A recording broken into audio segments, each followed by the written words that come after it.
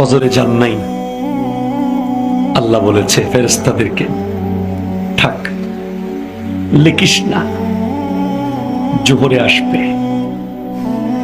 আমার বান্দা তো। আল্লাহ পানি বন্ধ করে দেব? না না না, আমার বান্দা। খানা বন্ধ করে দেব? না না না, আমার বান্দা। আমি না গাফফার? আমি আল্লাহ না ক্ষমাকারী? আল্লাহ দোষগুলো দুনিয়াকে দেখাই দেব?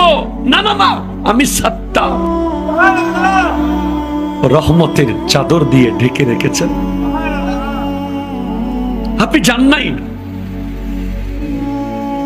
আপনাকে হাইয়া আলা সালাহ বলার পর আবার হাইয়া আলাল ফালাহ বলেছেন।